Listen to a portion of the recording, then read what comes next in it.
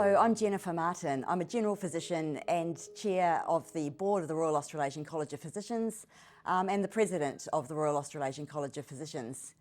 Now, many of you may not have known that when you voted for me in the election for president, that I'm actually the chair of the board also. As our organisation has grown over the last 15 or 20 years, it's become very clear that the two roles of the chair of the board and the president are quite different and require different skill sets. And for that reason, the board is undergoing a huge amount of work looking at its own governance, looking at whether we should be separating the president and chair roles, looking at the skills that we have on the board and the gap that we need to fill, and thinking about the way that our member voice is brought to the board. And that's a very important part of our organisation because we're a not-for-profit, we're a member-based organisation, and we really need that member voice to come to the board. But today I'm really delighted to have with me one of our new board members, Professor Deborah Yates, or Debbie. And Debbie is joining us today to talk about how she's found being on the board. Perhaps for the members, if you can just start talking about your own journey, why you wanted to be a board director. So I wanted to actually enable change because it was very obvious from the outside that things weren't going as well as they should have done. And I've been on the Thoracic Society board and I'm a member of ASMOF, I'm on the council there, and I've been involved in medical staff councils and a number of different things over the years.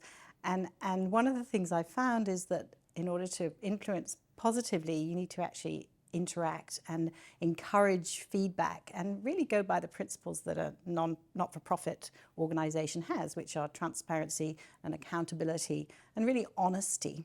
And I also felt that there was a real need to be able to highlight the member well-being issue.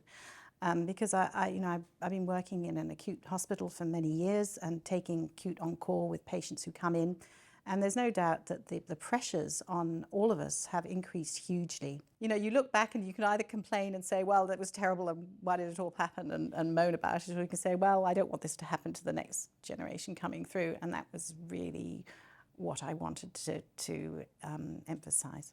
Perhaps if you can just talk about your experience of the psychosocial issues in the workplace and why, in addition to the fact it's a positive duty for board directors now to have set this up, why it's actually important from a member engagement perspective. Yeah.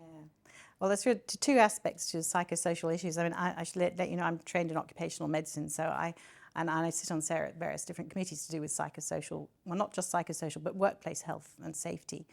And there are two issues. I mean, the first thing is the psychosocial issues that our fellows and members are experiencing within the workplace. And then secondly, the sort of issues that are coming up, which we as employers have towards our staff. And there's been a huge change. And I think it's actually all in a positive direction. I mean, you know, there are now better rights for people at work.